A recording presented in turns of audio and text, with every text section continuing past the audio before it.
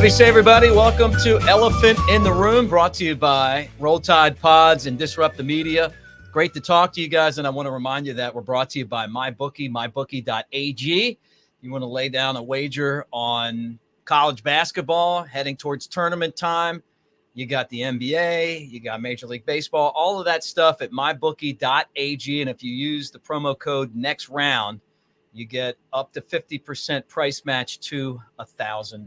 So check it out. And if you need any help with that, you want a little insight on making a smart and educated wager, Lance's Lock, lanceslock.com. Lance has got you covered as far as all of that goes. So it is great to be in studio with Jake Coker. I'm Mick Gillispie, and what a pleasure it is to have former Major League pitcher Jon Lieber in the house, man. Great to see you, dude. Man, thank you guys. Thank you for having me. Mixing up the content a little bit today. Yeah, I love that, man. Going away from, well, we don't have much to talk about after that game Saturday. So he wore his Auburn shirt. Well, what the hell, man? Yeah, I was going to say, I'm going to break into the room and wear it with a little pride. Yeah, that's right. As I look at the Alabama stuff on the wall. I know, everywhere. You're surrounded by it. You got to appreciate those Alabama tags, though, those vintage. I really do. I'm a big collector of that type of stuff. See, which is crazy because as soon as he said that, we're in the same world right there. Yeah. You're probably like, why has this guy got license plates everywhere? You haven't even seen the outside. I hadn't lived in enough states. I'm old enough that was actually on my Bronco, my Ford Bronco at Alabama, the one that has the vintage A on it. Oh, yeah. And now, I mean, I could probably sell that for a couple $100. I mean, you don't really see easily. those anymore, no. right? And that one up there is a personalized one that's over your head that I did for because I liked wrestling so much. It was the NWO for life tag. There was a restaurant in Oakman, Alabama called Bullpen Steakhouse, and the owner and I were good friends. And he was like, hey, when you take that off your truck, I want to borrow it. And he had it up in his restaurant for like 20 years. And then like about 4 years ago, he's like, hey, man, I got your tag. I'm going to send it back to you. Really? Yeah. And I love that tag. Yeah. Yeah, that was hard to give up. I know. I know. I mean, were you a big collector back then? No. Too? You know, it really where it started was when I moved into this house. We've got an outside area that we kind of make it looks kind of like the Floribama, and we're still kind of working on this yard out here. But I wanted that like, have you ever been to Key West before? Yes. Blue Heaven. You ever been to Blue Heaven? I love that back area at Blue Heaven. Now, I don't know if I'm going to have like roosters running around my yard like that, but my backyard kind of has that same vibe, you know? And I thought, man, I want the Floribama with the license plates up. And then I want that kind of like outdoorsy type. And we need to do the show from Key West next year. So that's how I got started. How did you get started? Invited to that? Yeah, man. Now that you're here, you're part of this now. You come with us. I'm in. How'd you get started?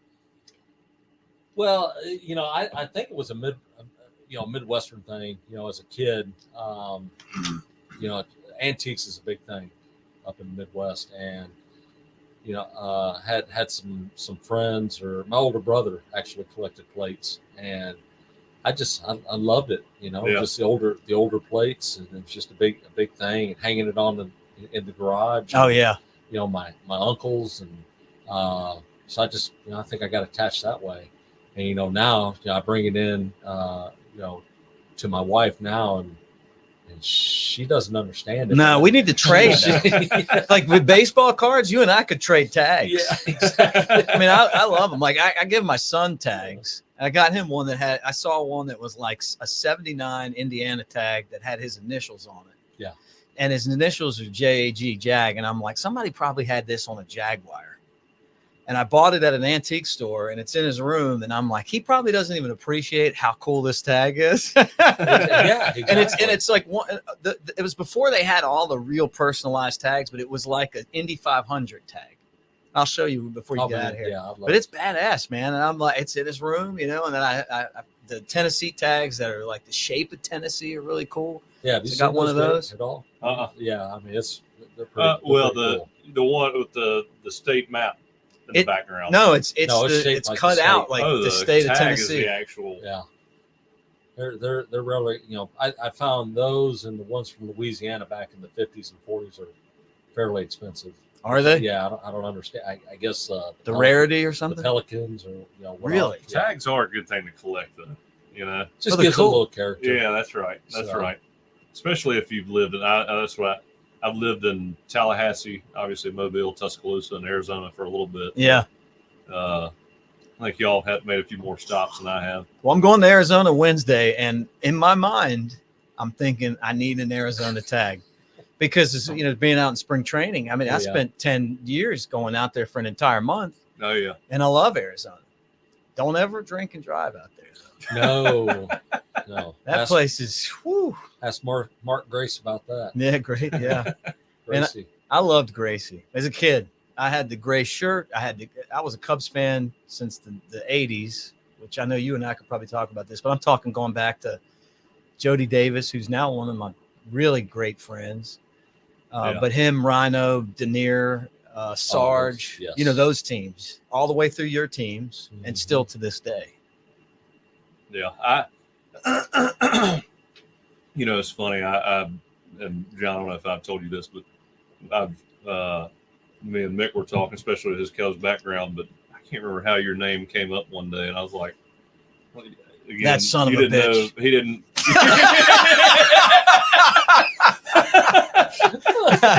I'm just kidding, guys. I already see where this show is going. No, continue. Yeah, sorry about that.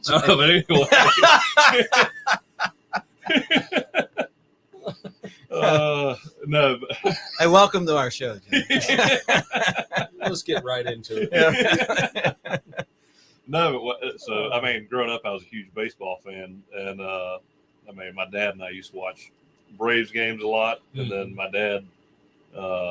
You were from Mobile, and about that time, that was probably right around 2000, and when you'd be playing. Of course, I'd met you one time at Joe Radislovich's house. Yes, I think you were giving us a lesson, and anyway, we just followed you ever since then, and anyway, been excited, especially when we talked about you. Excited to have you on, so I'm interested to hear the thoughts on new baseball. How much time we have? Yeah, really. What about college baseball being kind of more like baseball than Major League Baseball these days? I mean, and I have a lot of purists tell me that. Alabama's off to a great start this year. Mm-hmm. Auburn's has really become one of the elite programs in the country. I mean, because they do get to the World Series a lot, somewhere that Alabama hasn't been in a long time. Well, we don't in Tuscaloosa. This year we don't have a coach betting his mortgage on his team. Yeah, right. So what? I mean, he's no longer the coach there, right? No, he's not. He's That's not in what jail. We got him from Auburn, so what do you expect? That hurt. Oh man, that's well, I don't know. But no, they are. They're Alabama and Auburn. They're I think it's great to see both schools doing good. Not just in football, or Auburn's off and on, obviously in football, but baseball, it just seems like they've been pretty consistent over the years. Yeah. But pretty cool story. Butch. Great coach too. Yeah, he's really is. Story on him. This tells you how old I am, but so I got drafted out of South Alabama and was doing a workout to go to spring training, and he was actually a player on Birmingham Southern at the time when I was working out there. Really? With a guy, yeah. We both got drafted, and he was one of the players, on that team, and it's just crazy to see where he's at now, and what he's done, with that program, and he's just phenomenal person, and great coach. Yeah. So it's a small world, small circles. Yeah. Well, that's the whole thing about Alabama. It's somebody said, hey, I don't use Alabama. I heard that recently. And I just thought well, I do. From the minute I got into baseball, and I'll tell you this story. My first job as a play-by-play guy, I went to, this is a while ago, obviously, but I went into this booth in Myrtle Beach, and this old man with a bald head was sitting in my seat. Mm-hmm. And I wanted to get there early. I was like content on really learning the craft and doing everything the right way. And this guy was not getting up. And he just looked like, and as he was dipping and writing stuff down, he didn't look like he was in a real hurry to get up out of my seat, So he's like, I'm like talking to him. I'm trying to be nice. So like, who are you? He's like, who are you? And I'm like, well, I'm Mick Gillispie. Okay, well, whatever. And he's like, we start talking and finds out I'm from Alabama and Jim Crawford, Crawdaddy. Yep. And then he's like, oh, well, I love Alabama. I almost played there. Maybe he did, but he ended up at Southern Miss or something, then coached at South Alabama. And from that point on, that was my guy. Yeah. And I never asked him to get out of my seat either. I think he got really mad at me. But that Alabama connection, man. And then he introduced me to Jim Hendry, and then he introduced me to Gary Hughes, and it brought me into this family, this Alabama family that really has done a lot for me in my career. Like where that people genuinely cared about me and seeing my success and helping me get up the ladder and give me opportunities, man. And I think that's what Alabama is all about, No, yeah. No, that's right. That's right. Man, the amount of, it's like when we have, John, we've had some shows in here I thought would get us canceled for sure with some old teammates sitting on the couch. Some stories come out of this couch. Yeah, there's one story in particular where he told us this one story about a snake, a rattlesnake that bit somebody's dick. And that was the one where I thought we might not ever come back again. But apparently people like the story. They can relate to it. I guess. I just know I'm never going to put a rattlesnake anywhere near my pants. Well, we had one of my former teammates in here, Alphonse Taylor Shank, and he was talking about cramping, and he was like, man, if I think about it all the time, if I cramp in the Gulf, nobody's coming to save my big ass. I mean, yeah. First off, true. It's going to be impossible. And second off, nobody's going to try when they see how big I am. And I was like, yeah, that's kind of like the story of the two buddies walking through the woods, and one gets bit on the dick by rattlesnake.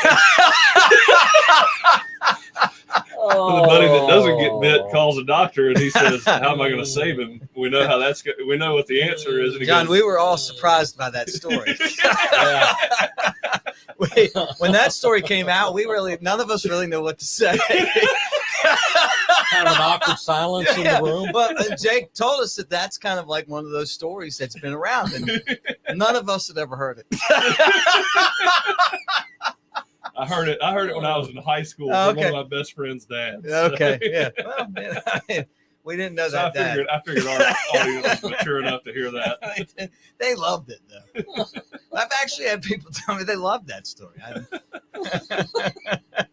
Problem is, my grandmother-in-law listens to this podcast, so I was a little ashamed to say tell that story. Yeah, look, I have the same issue. Stephanie's grandmother's a great lady, and I think she's in her 90s and just watches some of these shows and just knows that we're just shameful kids. Just shameful. Although I got to tell you, I had David Lee, one of the great of the entire world of Elvis tribute artists, which is the way you say impersonators, but here yesterday. And that I got a lot of street cred back in Tuscaloosa for that. But he's from Birmingham, and this guy for 28 years has been, going around and basically performing. Like he was in Daphne, did a show on Saturday, and then he's going to Australia and going to Germany. And wow. I mean, like I'm talking about he was the Elvis. Man, when he came out on the stage Saturday, it was incredible. Like you're just watching, you're going, man, it's not like some dude that's some random guy. I mean, it is a show. Yeah. Yeah, I showed you all that video before we walked in here. I got the curse of the Elvis voice, I guess. I guess I talk like him, but I wish I could sing. Stephanie said you did, yeah. Well, in that video, you definitely sounded like him. Yeah. There's no doubt about it.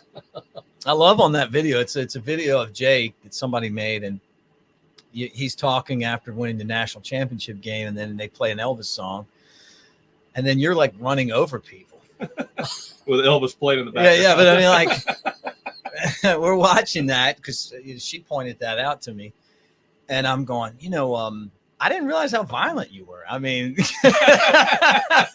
I was going to say, Jake, I will never look at you the same now. after the joke I just told. Well, both. So spring practice starts today. It's the first for Coach DeBoer, and I'm sure by the time that everybody watches, it'll be over. But just thoughts on the first practice for Alabama with a new coach and a new system. Media gets to show up for the first time in 20 years. 17. Who knows? We hadn't seen the new coach in 17, 20 years. So, man, I tell you, again, I'm as it happy still hurts, as anybody can be that Kalen came, but that's a tough position to be in. Yeah. All right, what's the real I need to find this out. What's the real reason why Nick stepped aside? Is it the NIL? Honestly, I think a big part of that. Every time I saw him after NIL started, somehow we got to the NIL conversation, and he went from, "Hey Jake, how you doing? Good to see you." Damn it, this NIL, man. Which I agree with him, man. It's a nightmare, and they are now professional athletes, but the employers no longer have any leverage whatsoever. They could twist your arm. More. Which there should be leverage on both sides. Yeah, right. They're gonna have to redo the whole system. Oh yeah. Oh yeah. I just, again, I wish it was around when I was playing, but. I could see the frustration though. Oh yeah. I think he did his thing. Incredible run. I don't think that'll ever be matched. No. I think it's two things, and we've talked about it before. It's the NIL, huge pain in the ass, but on top of that, Coach Saban knows he's leaving in the next couple of years, and from what I've heard, it bothered him to say, and recruits asked him, "How long are you going to stay?" And he's like, "Next year's probably my last year," but he, it's kind of tough to, you're not going to get a sign with you by saying that. So he was just kind of in a conundrum morally, I think, telling kids he was going to be there, thinking he probably wouldn't, and then having to deal with that on the back end. I think it was, that ultimately is what made him make up his mind, Wow. Yeah. But. Well, I think the other thing too is, and I was talking to a former player about this today, is when you played and when this guy played, and I don't want to, he wouldn't have accepted a snapper that couldn't snap the ball.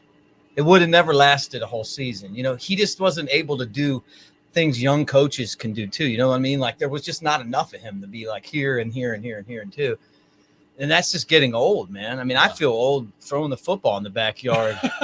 I've told him this, and I mean that. It's like he was such a perfectionist, and that's not it's not a knock on him. It's just like 70 some years old, man.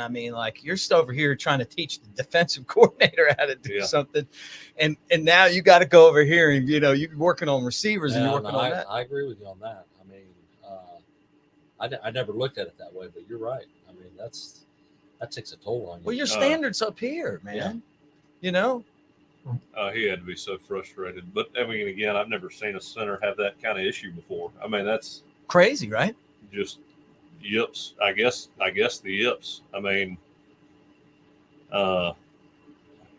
I've seen some bad snaps here and there, but not over and over in the biggest moments of games. And not figure out how to fix it. That's not a talent thing. That's just a mental. Yeah, right. Problem. And it is crazy what I'm sure you've seen guys in baseball. Baseball, I feel like it's probably the most. You probably get the yips in baseball more than any other sport because there's so much so many different mental aspects to baseball. I actually had the yips throwing the ball to first base, fielding a bunt or a comeback, back to me. I don't know. And I think it had something to do with after my surgery. And you know, I'm not blaming that, but I just lost all feel of being able to throw the ball to first baseman. Well, I think it's I mean, I think it's when you have to throw something, like when you have to put touch on a ball there, and you've got time to do it instead of just catch, throw, not have to think about anything. Yeah. When you have enough time to sit there and gather yourself and throw it, a million things can go through your head. Yeah. I mean, don't fuck this up. Yeah, right, exactly. That's right. That's That's right. the first thing that comes to mind. Yeah. We were playing This a game. is too easy. Oh, look, man, we were playing a game. There was a guy named Brandon Metters who pitched in the big leagues, and he was in a summer league I was in and playing third. I mean, the guy hits this rocket down the third baseline. I make the best diving play. I mean, it was like dove, got up to throw the ball, and then right. And I hear somebody yell, $1 million stop, 2 cent throw.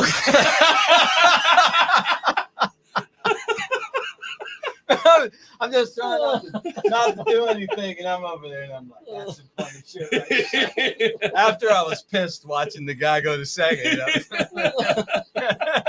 Ever since then, man, I think of that every time. It just got to me too fast. I thought the guy wasn't even halfway down up the first base line. It's just like, It just took off. yeah. Have you ever had those thoughts while you're pitching, or has it always been something where, I mean, it yips while you actually on the mound throwing a pitch? No, never had a problem in my career, luckily. I was very fortunate. I think what happened for me, for my career, was Ronnie Powell, and I would be a little fragile out there on the mound, a little scared, when I got down here, and he instilled some confidence and a little fire in me after a situation in the game, and ever since then it was lights out. I mean, I was never intimidated by anybody. Now they may get the best of me, but just never.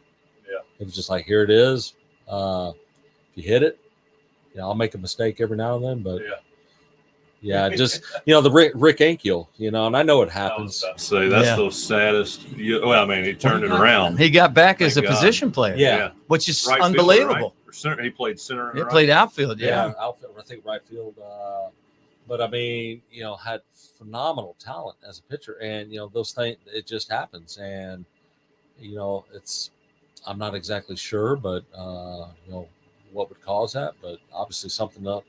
Yeah. As I say, 80% of the game is mental. Yeah. My dad used to say that. But you know what? I believed that until I watched it every day. And then I'm like, all right, a lot of it's mental, but you still got to be a hell of an athlete. like I know the game really well, and I'd get my ass kicked every day if I'm playing against these guys. Been a lot of smart guys. My dad used to say, he used to be 99% of it's mental, and then I'm watching like some of these dudes. Like Chris Bryant, like SWAT home runs, and Javi Baez, and some of the guys that are coming up now, and you know what I mean. But you're exactly right. There's so much of it is upstairs. Well, especially, I would imagine on the mound. For you guys, it is. For me, it's not. You know what I mean? On the mound, being by yourself with the yips would be a lonely feeling. We talked about this last week. I was like, and I've never pitched a major league game or anything past high school ball, but I was like, at least, it seemed like when you were pitching, you're on the mound and you controlled the outcome most of the time, unless somebody hit a good home run or whatever. I was like, in football, there's so many different moving parts that you can't really control everything. Pitcher controls the game, man. But when shit goes south, you can hand it to Derrick Henry and you'll be all right. Jim Dunaway tell you to say that? Takes a lot of the pressure off. I never looked at football that way, but now I'm beginning to understand. Really good logic there. Yeah. That guy's a beast, by the way. Oh, man. I got to see him. We went to a Titans game, and I don't know. I guess this was his last year in Tennessee, or is he a free agent? Mm-hmm. But it's the first time I've ever seen him on the field. But man, that guy. I mean, he's incredible. Yeah. Gosh, watching him run angry was, I mean, just we played Ole Miss my senior year. I mean, he'd run the ball or you'd throw it to him in the flat or whatever, and it was like, I mean, he was running for no other reason. Wasn't trying to miss anybody. He was just trying to punish people. And you sit there and you watch, and it was like, or I had to throw it hot to him in the flat one time, and I saw this DB out there, probably 6'1", 175, 180, and Derrick 6'2", 240, and I mean he just didn't even think about going anywhere else. Locks on him, I mean just lowers his shoulder and dives right into him, and I mean it looked like a car crash. I mean I was waiting on the stretcher to come out, but before he even did it, I was like, oh man, you just. Like some of those games he had against the Jacksonville Jaguars. I mean, I saw a couple of those games where it was tossing people. Yeah, it was like the old Techno Bowl with Bo Jackson. Like where people would just bounce off of them. Oh yeah, like they weren't even there. All right, we got our first call to the bullpen. We got a couple calls to the bullpen here.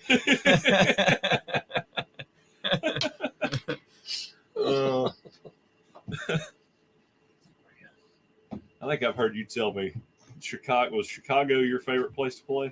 You spent the most time there. Wait, Pittsburgh. I was there for 5, Chicago for 5, Philly for 3, and Yankees for 2. So, but Chicago, as far as the atmosphere and success wise, fan base, oh yeah, we get the best fans. So it was 2003. You had Tommy John surgery, right? 2002. And then you missed rehab 2003. Yeah. Okay. Were you with the Cubs that year? Yankees.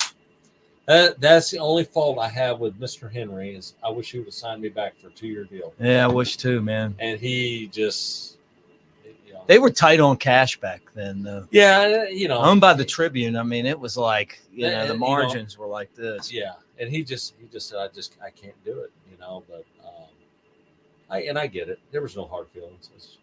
It all worked out. Yeah. So I was. This is a sore subject, then we can just go to the next thing. But I was gonna ask you about the Yankees Red Sox series in 04. 04. You didn't know you were getting into this, did you? I'm sorry, John. This guy did it. It's totally okay. Because I mean, I want to say you pitched the best pitching performance of that series. You pitched and y'all lost, right? You held them like. No, I won. Let's see the bet. Well, here, leading up to this, I mean, I know a lot of people don't know this, but I face the Red Sox down the stretch. I think I pitched against them 3 out of 5 times in the month of September. Yeah, and I'm going into the playoffs, and I have one start against Minnesota, and then I'm facing the Red Sox. Again, so I am facing them 5 times out of 8 games. Yeah, which seeing a lot of. I am not an overpowering pitcher. It's not too tough to know what I'm going to throw. It's fastball, slider, and it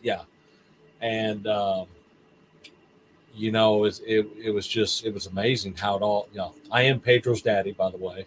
So, just in case anybody wants to reference game 2, so I'm a Hall of Famer's daddy. But, and then Kurt Schilling, the next one, right? The bloody sock. Yeah, I was going to ask you about that. So that one bad pitch, to anybody, at least it was an Auburn grad. So Mark Bellhorn, it was a weird. I'll never forget leading up to the. The whole game 6-9. I mean, we were up 3 games to none, and I'll never forget standing in the elevator. I'm thinking, man, that's a ball game. I mean, I'm going to the World Series. First, I'm excited, and Gary Tuck was in the elevator. Been around baseball a long time.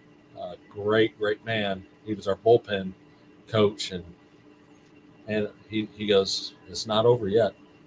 This game," he goes, "we do not want to get this game back to New York." And sure enough, we show up the next day. Boston, the players were congratulating us. I mean, literally said, "Hey, man, good luck to you guys, going into the series." And I mean, you could hear a pin drop in that place. That was all a mental And- game right there, wasn't it? Yeah, it's like when And- we go to Auburn and play football. Yeah. Yeah. You guys do that to us a lot. And then it always turns into a war. You never know. You just don't know, man. So, but man, what a great series. The only question I ever had about that game 6 was, so much emphasis was on Schilling and his bloody sock, and we never bunted in that game. Never laid down a bunt. Yeah. Never thought about that. And the grass, that time of year in the fall, the grass gets a little dew on it, and I don't want to see the guy get hurt even more. But it's like it's a 4-2 game, and going into the 5th or 6th inning, let's try and put some runners on. Yeah, right. Hey, And World Series is on the line. I'm Yeah. doing anything I can to get there. Yeah, I'm with never you, man. bunted. So No, I never even thought about that, really. no. Would you have bunted if you were facing Randy Johnson? you're damn right, I would. I've done it. I've done Have you it. heard the stories? Yes, You probably have done it. I have. I've done You're that in the spring supposed to. training game. Yes, I was supposed to get him over, and the son of a bitch threw right at my chest. So, he would tell these guys that don't bunt. but on I'm him. hey, Him and Randy, Nolan Ryan. Randy, if you're out there listening, I've never forgotten it. But I'll tell you what, I got up, wiped the dirt off me, and you know what? I laid down the butt. I got him over. So, but I'm not gonna lie, it scared the hell out of me. So, With anybody. That's one of the funniest highlights or reels that I've ever seen is that John Crook was the All-Star Yeah, game. yeah. He throws over his head. Oh, man. He's like just over there, saying a prayer with his helmet off and get back in there that is, sweating. Hey, the greatest baseball brawl of all time was when Robin Ventura thought that he was going to charge Nolan Ryan. Did you see that? Oh, and Nolan Ryan beats his ass and then yeah. pitches like a complete game. Blood all over his punches out face. 15 or something. Yeah. It was like one of Nolan Ryan's last wins too. What did you think of Nolan Ryan? One of my favorite pitchers of all time. I mean, just he had a chance. Our pitching coach, Oscar Acosta, who was our pitching coach in Chicago, was good friends with Nolan Ryan. And we were in Houston for a series, and he came in to talk to the staff. And unfortunately, it was on a shitty game that I pitched the night before. And, of course, he's dogging me, my idol up there, about the way I pitched. But anyway, yeah, it was just a great experience. I mean, he was just very, low key. What you see is what you get. But you talk about badass. I mean, just the stories on him was, how he would intimidate the other team. He'd walk up and he would rub his foot up there by home plate. I think a couple feet from home plate, and it was letting the other team know, don't bunt on me, or I'm going to drill you. Because it's the next guy that got drilled. Yeah. Think about that. So the guy on deck's pissed. Yeah. Yeah. Sean Dunston, don't be bunting, man. Don't be bunting, man. Can you imagine that prank last week. But that's the stuff I miss about baseball nowadays. You just don't have those things. It's a different era, man. They don't do that. I've always felt like when the umpires went on strike, it screwed up the game completely. When Major League Baseball had complete control of the umpires, the game, it's gradually just gone south. I think there's just too much emphasis on. Let me backtrack on that. And what I mean by that, going into a game, and I'm sure you probably can relate to this to the refs on the field, but you knew who was behind the dish, and you knew what their strike zone was going to be. Position players, pitchers. You might have a guy that calls the ball 2 inches, 4 inches off the plate inside. He's going to call it a strike. Yeah. But anything on the corner, he's going to call it a ball. Yeah. And it should be a strike. Mm-hmm. But everybody knew exactly what their zone was. And I think when they tried to emphasize on, where, the balls, TV and all this, and, you got the chart up there, and if it's not in this box, it's not. I miss the human element of the game. I think Yeah. more than anything. Do you think they'll ever go to that automated strike zone? Oh yeah, It's coming. Yeah. You're just going to have a guy back there just to make the call at home plate. Yeah. That's all it is. And it's a shame because, I think that's just what made it so great. Yeah. And that was the best thing about baseball is kind of the mental game outside of actually, putting a bat on a ball and, stealing signals, whatever it might be, just just grinding out a win. Yeah. Yeah. And like you said, the human element side of it, I mean, baseball probably more than any other sport takes into account human element from all aspects of the game. Well, especially calling balls and strikes, Now,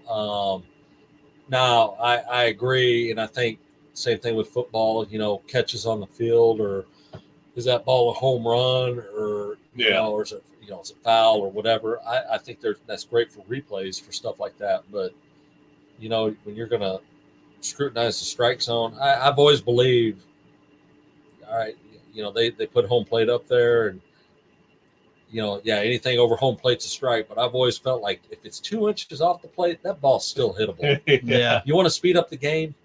Call those strikes. I've said that too. I agree with you. I think call more strikes, man. I'm tired of walks are boring. Yeah. Well, I mean, I honestly, so are strikeouts. Get the ball in play too, man. I want to see guys make plays, and the pitching nowadays is just I feel like they're just trying to punch everybody out. Yeah, everybody's up there huffing, man. Instead of pitching the contact. Yeah, I know. So more so everybody's trying to be a power pitcher. Well, I was on a show this morning, and I was talking about some of the Cubs' best pitching prospects, and there's more guys that are pitch to contact guys like Kyle Hendricks. And I'm like, you know what? It's a good thing, because having a 6-pitch inning is actually great for the game. Yeah. Especially if you're in the field. Yeah. And that was my whole philosophy, is to get the guys on and off the field as quick as possible. Mm-hmm. And least amount of pitches as you can throw, huh? Well, yeah. And I think it's a different mindset when, like I said, I didn't have the best stuff on the staff, but I was aggressive with my pitches, and I wasn't trying to pinpoint. I've always, Joe Girardi and we had a great relationship. We communicated really well, behind the dish. And I basically when I went into a scouting report, it's my whole thing was just put the mitt up and I'll hit it. Wherever the mitt is, hit the mitt, you're going to win most of the time. Yeah. And I'd let him kind of control the game. I had an idea of who he didn't want to beat you, or don't get beat in these situations. But for the most part, if you got a catcher back there that's got a really good idea on how to call a game, I mean, just go with it, and just, simplify it more than anything. How often when you were pitching games, or, I mean, I'm sure you had great rapport with your catchers, but how often were you directing the pitches as opposed to them? I mean, I know y'all both did a lot of homework, but how much did you rely on them to tell you where to throw it, what to throw? Or were you kind of dictating that yourself? Oh, no, it was quite a bit. I was more of I was a rhythm guy. I didn't consider myself, I'm definitely not a Maddux. Maddux was thinking 3 pitches ahead. Can I ask you a question? I've told Jake, I know, Maddux. I know you weren't on the same teams with him, right? Have you ever been in the same locker room with him before? Or do you know any of the stories? I've heard some. Okay. We don't even have to get into that, but I've told he's told me, which was pretty funny listening to it from him. Yeah. No, I love him. He's probably my favorite baseball, like outside of baseball, listening to story guy, and everybody's got great stories, but no one has stories like Mad Dog. Well, it's my story with him. This is all right. So 94 is my first year. I get called up to Pittsburgh, and we're hosting the All-Star game that year. And no, it's nothing bad. It's just a situation. I mean, I'm a baseball fan by heart. I love the game. Yeah. But we got the All-Star game that year, so I'm living the dream, just trying to take it all in. Well, we get tickets to the gala, to the game. If we want to go, the team that's represented that year, in Pittsburgh.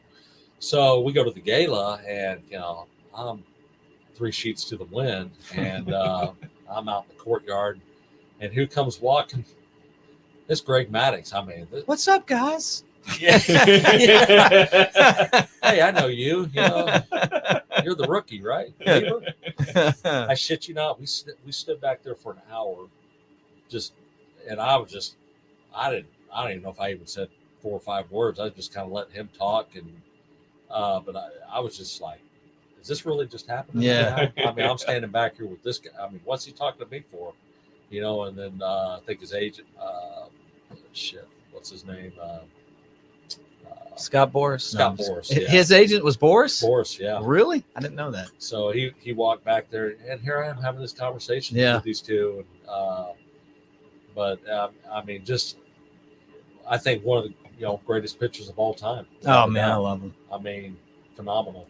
I loved him as a pitcher, but drinking beers and listening to his stories. Oh, he's a sick bastard. He is a sick bastard. I told him. I mean, No, I don't even want to tell. What was that story? Well, I don't even want to. Okay, I don't even want to.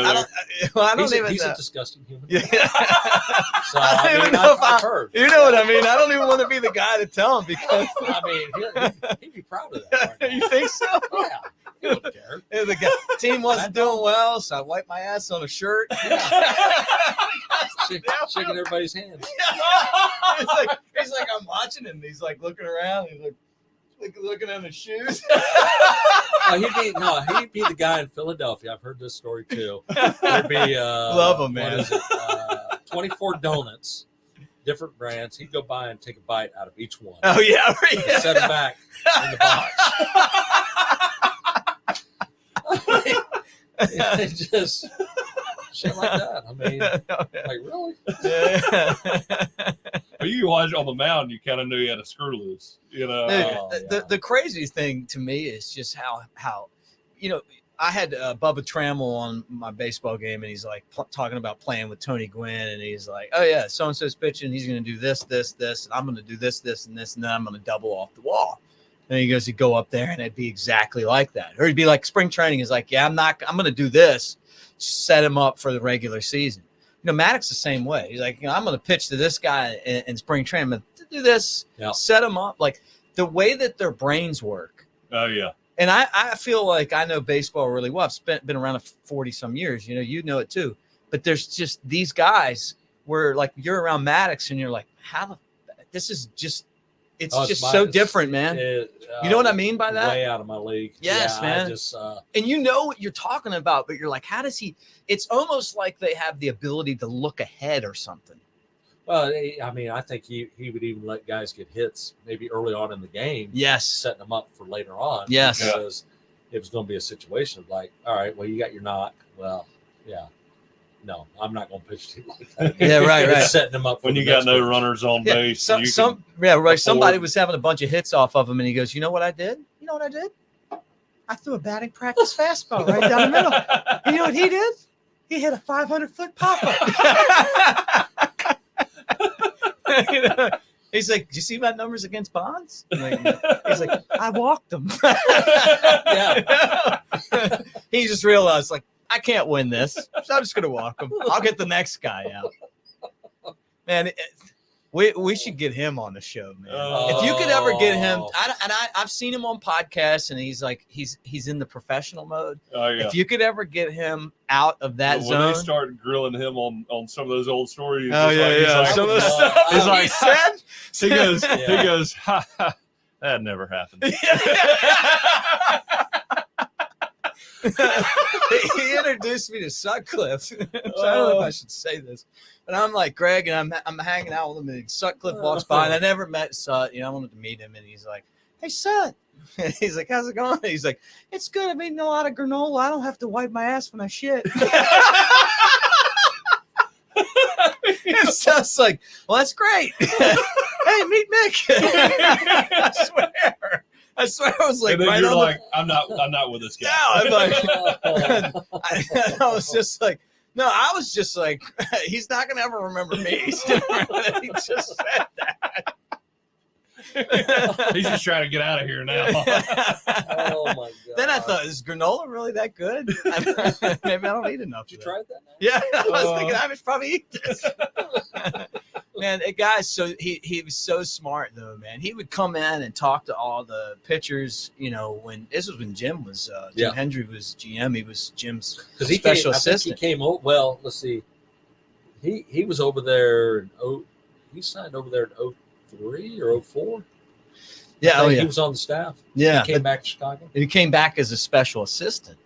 And then he would just come into the minor league clubhouses. Okay. Yeah. And just, and it was more just hanging out, you know, like, hey man, you know, everybody's uptight. And he's like, you know, if you got 7 runs, then you can give up 6. You know?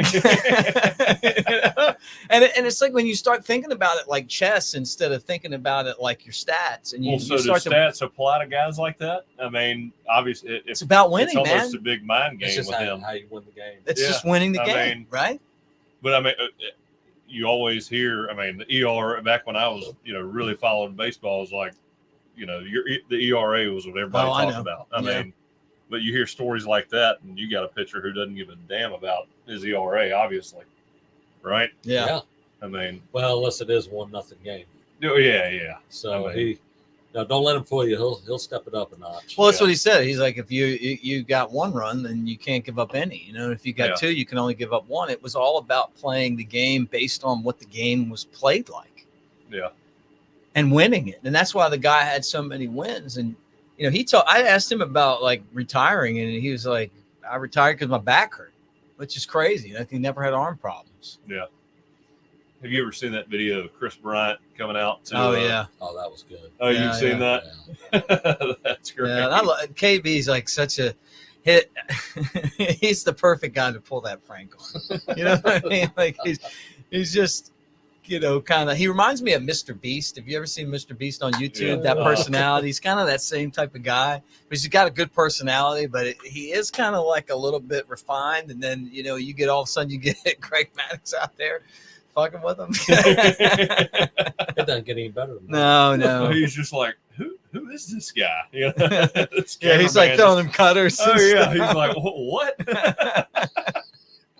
And he's just clipping a few balls here and there. He's like, I mean, where did this guy come from? Yeah, man. You know, I being, you know, we're from, you know, obviously we all live in South Alabama, and people ask me a lot, like, who's my all-time, right? If I could see one guy play, it would be Satchel Paige.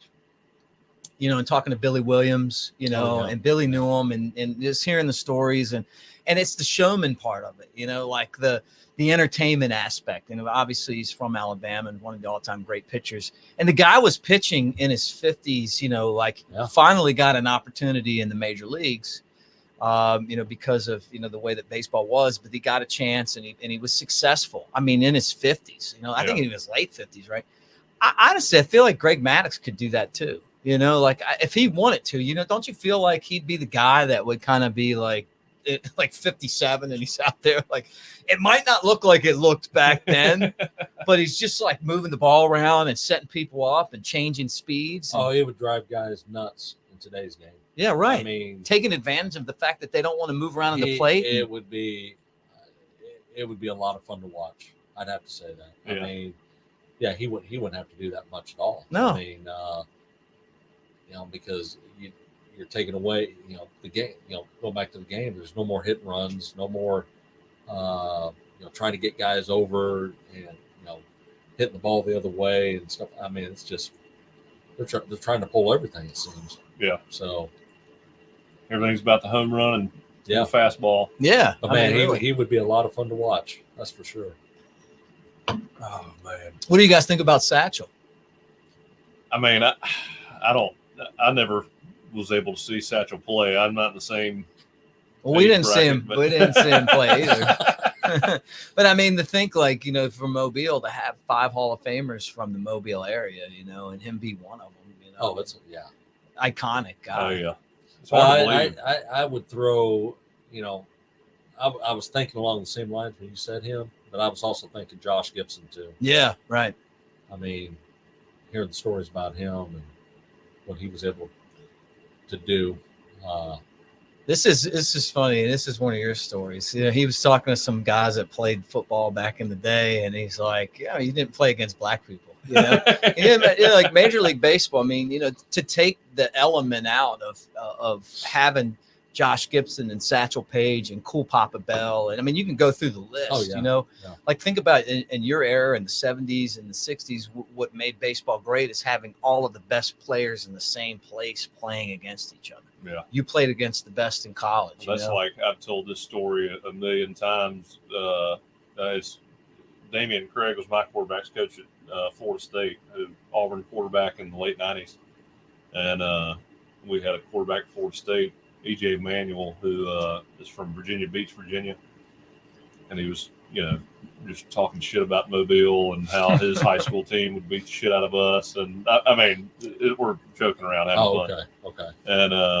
And you know, it's me and Coach Craig, obviously both being from Mobile, we're giving it right back to him, and then we end up Googling the amount of notable names in pro sports, you know, out of Mobile versus Virginia Beach, and Mobile's like 20% of the size is Virginia Beach, and there's 5 times as many pro ball players. I mean, it's just That's unbelievable. the per capita amount of athletes come out of Mobile is it's unbelievable. It's one of the most talented cities in the country.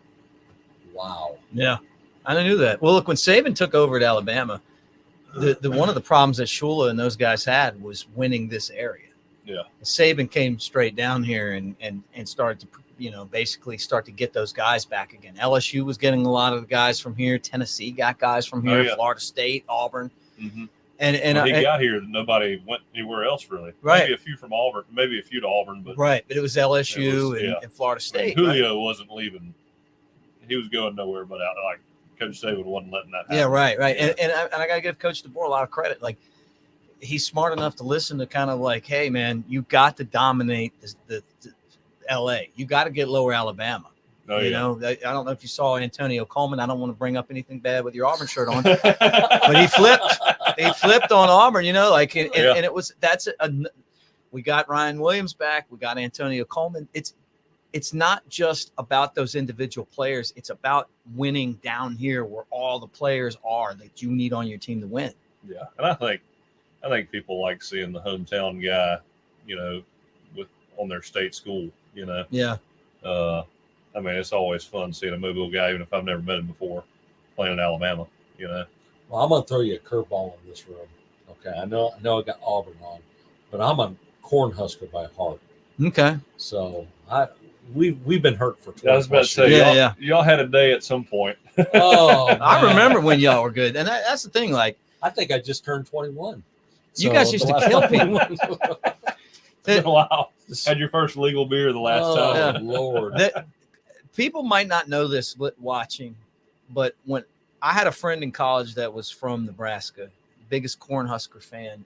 And I mean, I'm going back now. He cried when they lost games. Because they didn't lose games. Oh, I no. mean, you know what I'm talking about? Oh, yeah. And then all of a sudden you see him now. And Alabama had gotten to that point before we hired Nick Saban. And there were a lot of people that were saying, hey, Alabama's never going to get back to that point again. And I feel like kind of the same way with Nebraska. They've got to find that Nick Saban, that guy that's going to come in. And it may be the coach that they have now. Coach Rule's a good coach. Yeah, I really like him. I think they're on the right track. You know, I was hoping it was going to be the guy before Scott Frost, but I really like. Is that Pelini? No, Pelini was it was Scott Frost. Scott Frost. I mean, Scott Frost. That was one of the most. That was the saddest. Yeah, I was really shocked at how that turned out. Didn't turn out well. No. But Rule, watching their games this year, I noticed a big difference on the defensive side of the ball. Yeah. Like it's slowly, you know, he's a good coach. It's going to be better. You know, if we can get us a quarterback and make some big plays. When you see Tom Ricketts, do you talk to him about this? Because, you know, he's the most passionate. He's the owner of the Cubs. Yeah, friend of mine. He's the most passionate Huskers fan. I would love to talk to Tom, but I never get the opportunity. So I don't even know if Tom knows who I am. He does. We'll get together with him because can we get him in here? I would if he's in, hey, look, he would come if he was in town. But I'll tell you what, this is the topic that him and I talk about a lot. Yeah. I knew Scott Frost was in bad shape when I asked Tom about him, and he's got the wrong look. You know that look. You always pull for it. It's like, I mean, even you get the wrong look for somebody. Harbaugh at Michigan, he was bitching so much about Alabama, it was hard to pull for him at first. Mm-hmm. But you always hope the player who had success at his school comes back and coaches and Yeah, does oh, well. yeah. It was sad to see that. And then I saw I guess it was like his last meeting there. They had a video of him walking out of his office, and I guess he had all his stuff packed, and he had a backpack on, and he hopped on the rail and slid down the rail down the stairs. Who's that, Scott Frost? To his car, and it was like, oh, man, that's a bad look. That's a bad way to go. Oh, man. Scott Frost did that? You know what, though? He was loaded. He wasn't worried about money anymore. Yeah, that's right. It's like, you know what? It didn't work out the way. But the thing about Nebraska, where they messed up, is they should have let the guy that was the assistant coach do his thing. Solich, yeah. And they got too greedy with, like, they all of a sudden 10 wins weren't good enough. That was, let's see, Callahan. Well, I blame a lot of it on the AD at the time. I can't remember what the hell his name was. He screwed up that whole program, though. And then he brought in Callahan, just the wrong system for the program at the time. And I'll never forget it. It all went back to, they lost a game to Kansas State. I think it was like 45-21 or something like that. Wow. Like, we can't have games like that. Yeah. We need someone coming off of 9-3, 10-3 season. Yeah. And then he went to some school in Ohio, and he was good every year. Yeah. Like, it was better than Nebraska. Yeah. And after Solich. that, just went downhill. But it was never going to be Tom Osborne, and it's tough to replace those legends. Yeah. Which is what Coach DeBoer is trying to do now. And I guess as we kind of, an hour in on this show and, kind of getting to that point where we're going to wrap it up, what Coach DeBoer going into practice, getting ready to go and replace Nick Saban. I mean, give him some advice, Jake. Tell him how to get this thing done. Good luck. Stay away from rattlesnakes.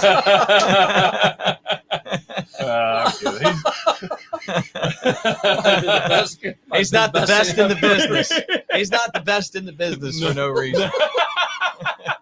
Oh my gosh. That was classic. No. Peace, buddy. No, I think he's going to do really well. I mean, and again, I've got, I think, more realistic expectations. I think if he gets 9 games this year, with the current climate, we're in good shape for a long, steady process of getting better. I just don't know how you go through all that and have a season like we're accustomed to having with Coach Saban. I just don't see that. That was my question. Was like, do you think it's ever going to be like that again? I don't think I don't think you can do it like that anymore. I don't think NIL and transfer portal. I don't think it's possible. I mean, they're going to be successful here and there, up and down. But for how many? 13 years, 14 years. Oh yeah. Well, he was there. 17 years, right? Yeah. And he had a phenomenal run. 7 national championships, I think, in that run. I mean, that's just insane. Yeah. But the turnover. Coach Saban's I think he's the only one that can deal with that kind of turnover within his coaching staff. And then once you got to recruit the current players, because they've got the ability to leave every year, it just makes it. Do you think he was on his way to doing that at LSU if he didn't go to Miami? Oh, I think he would have for sure. Oh yeah. I mean, you think they were heading in that right direction? Yeah, and I don't blame him one bit. I mean, you got to try the NFL. Yeah, and I don't think he was coming to Alabama had it not been for Mal Moore camping out in that driveway and recruiting Miss Terry, Coach Saban's wife. I don't know if he'd have left. Right, or if they wouldn't have. Where do you think he would have went? You think would have stuck it out? But I think he was just pissed off about the. He obviously had thoughts of going back to college football. He was pissed off about the Drew Brees situation because if they would have just listened to him and signed Drew Brees, he would have stayed there. It's a different story. Yeah, he watched a year that Dante Well, Dante Culpepper, and he was like, we're losing because of this guy that you guys are telling me I had to have, and then I'm watching Drew Brees kick everybody's ass. Yeah. And I'm not doing this. And the reason, Malmore recruiting the way he did. Yeah, and then but also, Malmore too, yeah. And then also saying, you got the keys. Yeah. You do whatever the hell you want, Mm-hmm. And it's all your way. We're not getting in the way. Mm-mm. Because he set up everything on the field, off the field, managed all his personnel. There was no – Coach Saban said something in Tuscaloosa. That was the way it went. Yeah, and that was the way it should be. Yeah. So what did Moore see in him to be able to recruit him like that? Obviously he saw something. Yeah, the story of recruiting him, I've always heard it's Miss Terry who was like, all right, you got to hear him out. We got to, I think she was pretty influential in that decision too. But I wonder what they saw in Saban though at that time. Was it what he was doing at LSU? I think what they saw at LSU, and then the whole Drew Brees debacle. I think that's when. I don't think he took into account his career at Miami too much because he wasn't able to control it the way he would in college. Yeah, But there's nobody like Coach. I've never met anybody like him. Nobody that detail oriented and that focused on literally doing everything the right way. It's like Steinbrenner. I like Steinbrenner. Yeah, no jokes. No. First car in the parking lot, last one to leave is the head guy. Didn't have any bad habits. He liked Red Man. That was about it. Did he really? Really? Red Man chewing tobacco? Oh yeah. Really? Oh yeah. Breaking news here. I loved Red Man. Then I got into Skull in Copenhagen. Really bought into that addiction. I did. Yeah. Got me through college. That's funny. You got you that helmet too. Yeah, I did. Right there. Well, you know what? I feel like we need to leave this particular podcast on that note. Any final thoughts? Looking forward to spring practice. John, thank you so much for swinging in here. Thank you guys for having me on. Means a lot. You come over here and make the effort and come hang out with us. We really appreciate it. Well, I'm open 5 days a week. Hey, so I'm going to sign you up, man. 9 to 5. Be careful what you offer. Yeah. You don't know me yet. I'm going to work you. Come on, man. All right, guys. Hey, thanks for hanging out with us on Roll Tide Pods. Disrupt the Media. Make sure that you check out MyBookie. MyBookie.ag is your opportunity to put some money down on some of the big games that are coming up on, with the college basketball tournament and the NBA and Major League Baseball, all of that. Plus, use the promo code Next Round to get up to 50% price match to $1,000. For Jake Coker and Jon Lieber, I'm Mick Gillispie. Roll Tide.